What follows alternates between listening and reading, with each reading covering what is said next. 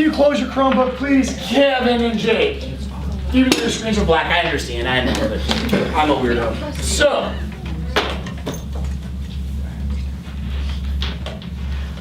I'm very excited for you guys. Thanksgiving is the greatest holiday of all. It is a day in which you get to eat, hopefully copious amounts. That means a lot of food. It is a day in which I have spent 35 years, 34 years, I don't know how old I am, 30-something years practicing eating my Thanksgiving dinner. I have a lot of experience I'm going to share with you. We're going to talk about how you should set your plate up, how you should eat your plate. The number one rule of Thanksgiving is that failing to plan is planning to fail. Okay, so as you get ready to think about eating dinner on Thursday, okay, whatever time that may be, you need to make sure that you have a plan in place for how you're going to eat your meal. It is the number one most important thing this week is that you put a plan into place and you execute it. Now, we might not be able to plan for all of the unexpected. I know my house for Thanksgiving, there's a bunch of like kind of random people that show up. They bring kind of random things. So you might have some unexpected hiccups on Thursday, but if you have a plan in place, you'll be ready to execute a proper Thanksgiving meal. Now, I'll tell you this. I eat 4 to 5 Thanksgiving meals a year. I spread them out. I practice throughout the year so I'm ready when the day comes. I run like Thanksgiving drills, so like in July, I'll make a big turkey and potatoes and yams and everything else just so I know that I'm ready. It's true, Elias, it's true. Just so I'm ready when Thursday comes. I'm sure you have not done that, okay? But luckily for you, I have, and I have wisdom to share with you. Bless you. I'm gonna go through some things here. Now, I've also done a lot of research throughout the years. I'm gonna introduce you to some of the greats of Thanksgiving, some of the best eaters in American history. So we will talk about Lozano from the 1930s and the potato barrier method, okay, and his method here. We'll talk about some real innovators, people who changed the game with regards to Thanksgiving as we go. The number one thing you must do is you must collect data between now and Thursday. We want to make data-driven, evidence-based decisions. You cannot just show up on, this is what you guys do often. You just show up Thursday and you're like, well, I guess I'm here and I'll eat, right? Don't do that. Take control over your lives. If not for the entire life, at least for one day. Okay, so the number one thing you gotta figure out is what kind of potatoes are you going to have on Thursday? Okay, are they red? Are they yellow? Are they russet? Are they boiled? Are they mashed? Are they fried? Are they cheesy? Are they garlic? Are they not? There's a lot of options here potato-wise. Yes, ma'am? No. You don't know what it's going to be? This is now where you start asking those questions and you start formulating your plan. It is Tuesday. You have 2 days. You have something like 48 plus 6, 54 hours. A lot of people eat on Thanksgiving between about 2 and 5, somewhere in that afternoon. There's a reason for that, so we can go back and get leftovers that night. So the first question you got to figure out, what kind of potatoes, what flavor potatoes? On my plate, I'm going to have yellows, not russets. Russets are peasant potatoes. I'm going to have yellow potatoes, ideally the Natasha seed variety of yellow potatoes. On my plate, they will be mashed, whipped with a little bit of sour cream, a little bit of butter, not fried, not cheesy, not garlic. This is very important. We are not going to show up to Thanksgiving dinner and mash all of our stuff together and then eat a big pile of mash, okay? We need to let the potatoes be the backbone of our plate. This goes back to 1932, okay? The Lozano potato barrier. Real innovator when it comes to eating Thanksgiving dinner. Lozano was the first person to create a potato barrier on the plate. Okay, we're going to separate our foods using potatoes. We don't want all of our foods on Thanksgiving Day to touch. Sometimes you have stuff that you want gravy on. Sometimes you have other stuff. On my plate, we have, it's kind of gross. I don't like it, but I eat it on Thanksgiving. I think it's called ambrosia salad. It's like, I might have this where it's like fruit cocktail and like marshmallows, and there's like some coconut in it.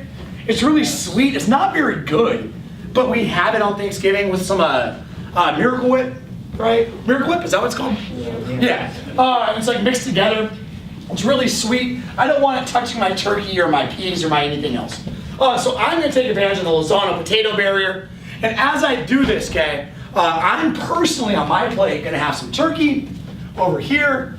I'm going to have some peas. Ooh, on my plate, I'm going to have peas with pearl onions, the frozen peas with pearl onions. It's the only time I eat peas with onions. It's Thanksgiving, but it must be that way. I have some peas. I'm gonna have some stuffing, okay? For me, I'm gonna tuck away and hide some cranberry sauce right on this side right here. Some cranberry sauce right now. I'm also going to make sure that on my plate, my Lozano potato barrier is split, okay? I'm gonna create sections in my plate, and this way I can keep my food separate. For me, I'm gonna have some ham up here, okay? And then down below, I'm gonna have some green beans and whatever else is there, okay? It might be some yams, might be some sweet potatoes. It's gonna be whatever else is there on your plate. Now, Lozano was very, very, very, very innovative with regards to potato barrier, but Mike Winters took it a step further in the 1940s. The Mike Winters gravy flow directional method, okay, is key to what we do on our plate. Now this is next level, okay? If this is your first year putting this stuff into practice, this might be above you, but I think you can get it done. So the Winters method of gravy directional flow is gonna tell us that we want to create peaks in our potatoes to run our gravy downhill, okay? Kind of like lava.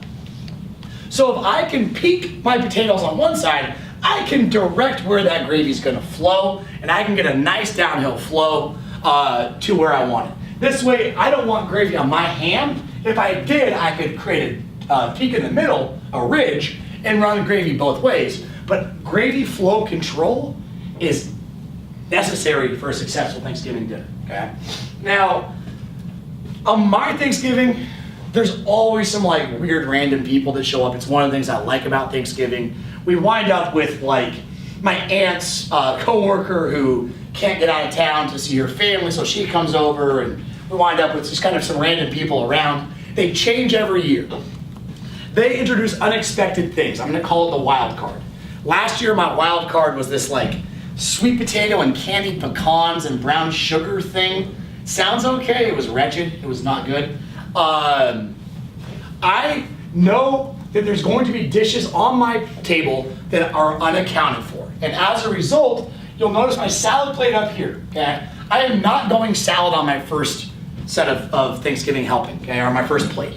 Not salad. I'm not gonna fill up on salad. Also, salad gets a little bit like overdressed and gets a little juicy. I don't want that on my first plate. Second plate, we'll get some greens, okay? So I'm gonna put my wild card up here. My wild card could be anything, and I wanna keep it separate because I don't know how it's gonna interact with the traditional things that I know are gonna be on my plate. So, Penelope, to your question of, I don't know what kind of potatoes I'm gonna have, these are the questions you should start asking, okay? Because you wanna make data-driven decisions. We don't want to show up and just like throw our hands and then up in the air and just see what happens. Okay, we wanna make data-driven decisions. So you'll know the things that are gonna go on your plate. You might not know, if you have some random people that show up, you might not know what they bring, because they always bring something weird, something different, because all of the main staples are taken care of already, and so then they end up bringing something kind of like out there. So I want to separate that from the rest. Now you'll notice also on this plate, 2 rolls. This is very important. This is very, very important. First roll on my plate, we're gonna have some strawberry jam, a little bit of butter, eat it like a traditional roll. Not a problem, okay? The second roll, okay, and this goes back to the 80s. Guy changed the game here. So the Llewellyn potato roll, we use potato rolls. The Llewellyn potato roll mop method is a absolute innovation in the way you eat your Thanksgiving dinner. This is from Jason Llewellyn, 1986. He's back east, he's in Philadelphia. He says 2 rolls, okay? First one, you eat it like a normal roll. Second roll, it's a sponge.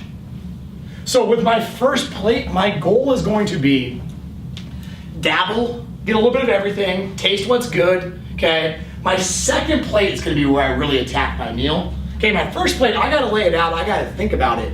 But this is really about sampling. This is about quality over quantity, okay?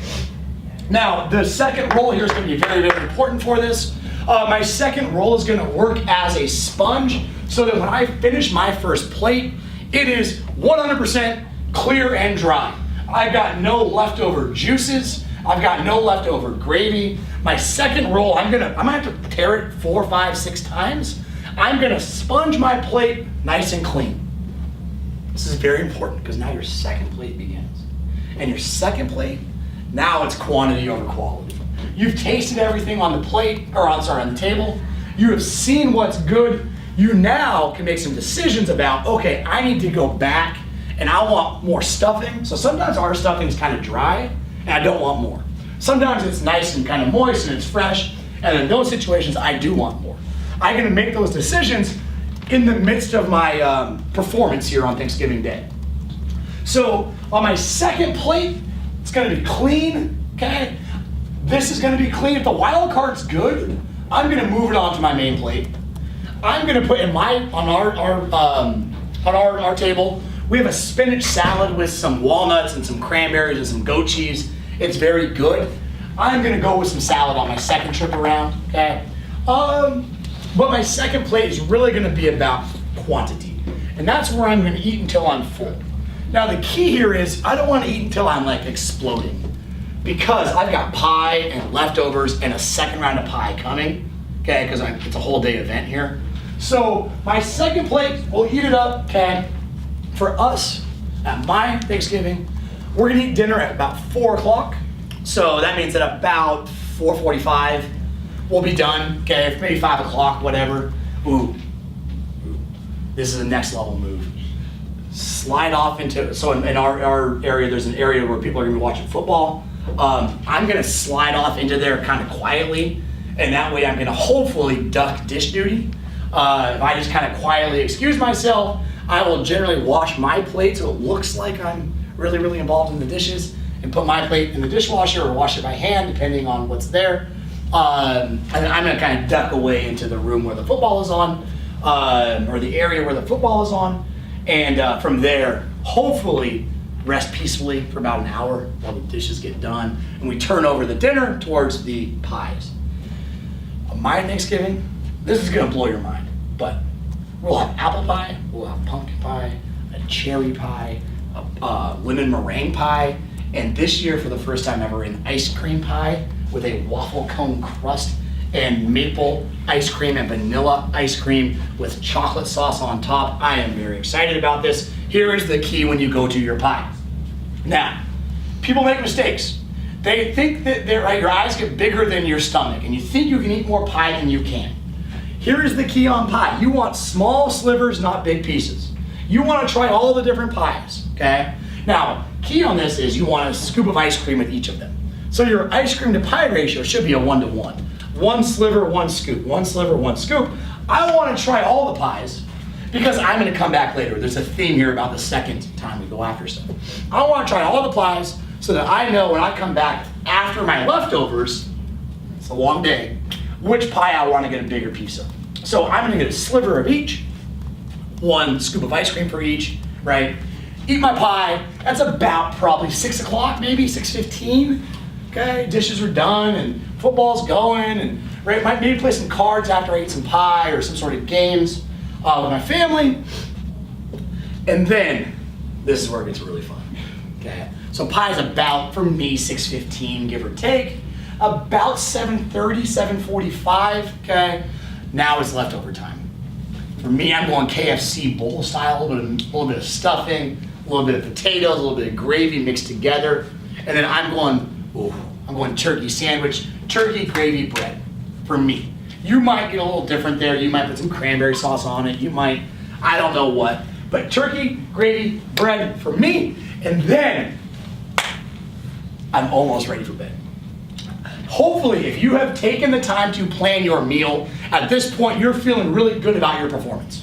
At this point, you are feeling very, very, very proud of what you have done on Thanksgiving Day with regards to eating your meal and attacking your plate. Hopefully. And the cherry on top is their last piece of pie at the end of the night.